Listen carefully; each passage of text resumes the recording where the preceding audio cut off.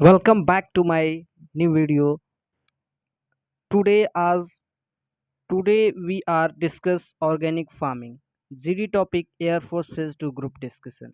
So let's start your video and don't skip the video because you are better than video skipping before.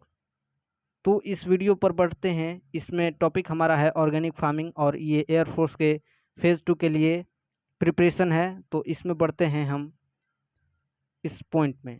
तो सबसे पहला हमारा point आता है organic farming. Organic farming का definition है ये, मतलब एक ओवरव्यू है। इसमें देखते हैं organic farming is a type of agriculture.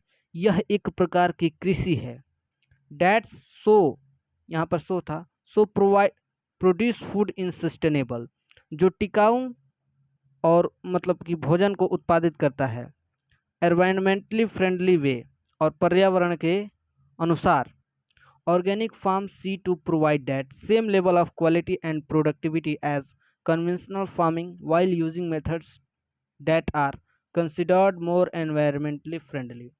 जैविक फार्म जो ऑर्गेनिक फार्म है, पर्यावरण से अधिक अनुकूल माने जाने वाले तरीकों का उपयोग करते हुए, मतलब जो पारंपरिक खेती है उसका समान मतलब वही क्वालिटी, वही गुण और उत्पादकता प्रदान करना चाहते हैं।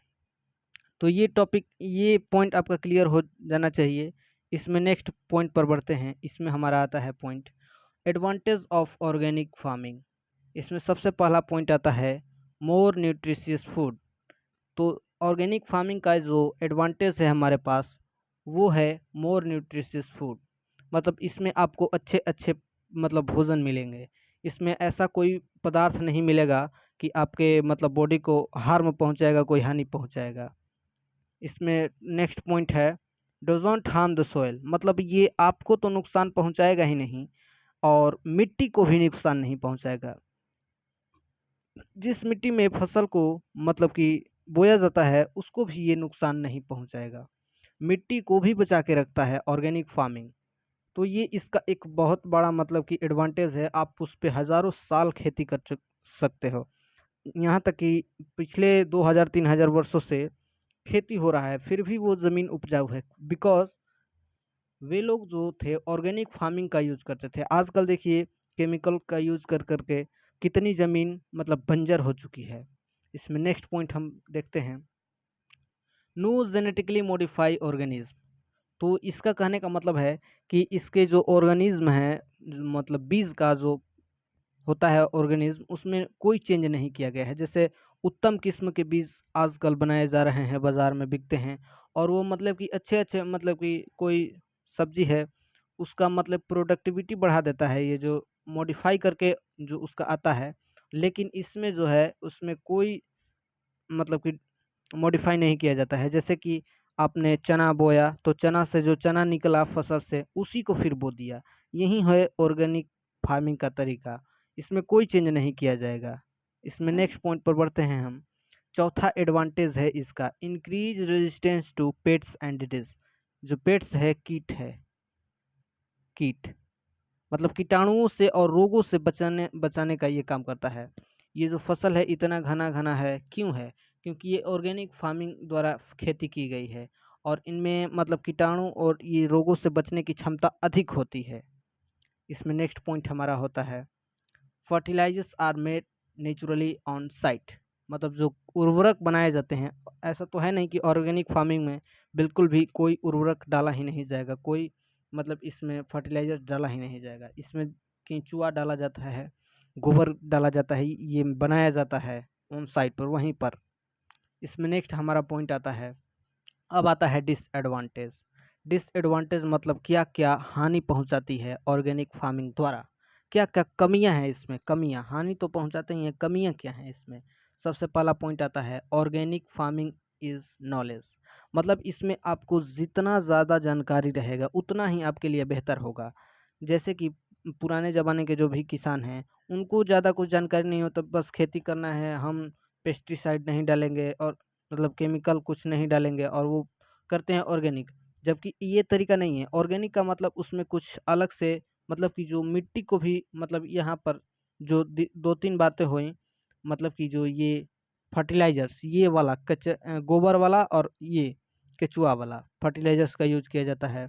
मतलब कि जेनेटिकली मॉडिफ़ाई नहीं किया होना चाहिए उसका बीज, ये होता है। और ये सॉइल को हार्म नहीं पहुँचाता है, मतलब कि सब इसमें होता है। तो ऐसे मतलब जो नॉलेज हैं अगर आपके पास रहेंगे, तब आप ऑर्गेनिक फार्मिंग अच्छे से कर पाएँगे। तो नॉलेज बहुत ज़रूरी है, मतलब कि ये इम्पोर्टेंट है। ऑर्गेनिक फार्मिंग कर रहे हैं आप, तो ये नॉलेज होना आपको ज़रूरी है हर एक चीज़ के बारे में, ऑर्गेनिक फार्मिंग के हर एक चीज़ के बारे में। इसमें नेक्स्ट पॉइंट पर बढ़ते हैं। नेक्स्ट पॉइंट है हमारा, इसमें ऑर्गेनिक फार्म इज़ नॉट, ये तो वही पॉइंट आ गया। नेक्स्ट पॉइंट हमारा आता है lack of support and infrastructure. मतलब कि अगर आपके पास आप वहीं पुराने तरीकों से खेती करते हैं तो आपको लागत बहुत पड़ जाती है। मान लीजिए कि आप बैल से या खेत जोतते हैं तो आपको एक दिन में 1 कट्ठा जोते, दूसरा दिन 1 कट्ठा, ऐसे करते-करते आपको बहुत टाइम लग जाएगा। आपकी खेती करने में बहुत समय व्यतीत होगा।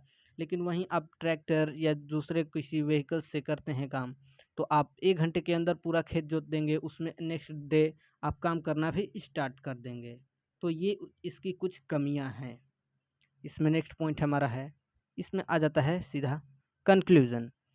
तो कंक्लूजन पे मतलब कि ये जो पीछे था वो भी इम्पोर्टेंट ही है, लेकिन सबसे ज़्यादा इम्पोर्टेंट यही है कंक्लूजन वाला पार्ट। इतना ही नहीं है, इसमें थोड़ा और पार्ट इधर है। तो कंक्लूजन कंक्लूजन ही मेन है। तो इसमें शुरुआत करते हैं conclusion. Organic farming is the way of farming that uses natural. ये तो अभी मतलब कि हमने बताया ही, मतलब इसके इंट्रो में ही बता दिया था कि मतलब जैविक खेती जो है कृषि का एक तरीका है। इसमें मतलब ये कोई दूसरा तरीका नहीं, ये कृषि का ही तरीका है। rather than synthetic fertilizers and other materials, जो सिंथेटिक उर्वरकों और अन्य सामग्रियों के बजाय प्राकृतिक उपयोग करता है। इसमें कोई केमिकल नहीं डाला जाता है, किसी प्रकार का कुछ दूसरा नहीं डाला जाता है। Organic farming also take care to avoid pesticide. Organic farming है ये हमेशा ही टेक केयर करता है और अवॉइड करता है पेस्टिसाइड को, जो खाद्य पदार्थ अन्य खाद्य पदार्थ होते हैं। एंड फर्टिलाइजर्स, आर्टिफिशियली फर्टिलाइजर्स जो आजकल मॉडिफाई कर करके आते हैं, उनको भी ये अवॉइड ही करता है। as well as the use of genetically modified substance, as well as यहाँ तक कि ये यूज़ नहीं करता जेनेटिकली मॉडिफाइड सब्सटेंस को। यही हमने इसमें किया था बात एडवांटेज एंड डिसएडवांटेज में। इसके बाद देखते हैं in order to minimise hands to animals. मतलब कि ये एनिमल्स को भी कोई क्षति नहीं पहुंचाता है और ये फूड चेन बरकरार रखता है। ये फूड चेन मतलब कि घास खाता है, मतलब घास को गाय खाएगी, गाय से हम दूध निकालेंगे और हमारा पौष्टिक आहार बढ़ेगा। ये सब चलता रहेगा सही से। एंड द एनवायरनमेंट, ये एनवायरनमेंट को भी, पर्यावरण को भी कोई हानि नहीं पहुंचाती। नेक्स्ट पॉइंट पर आते हैं हम।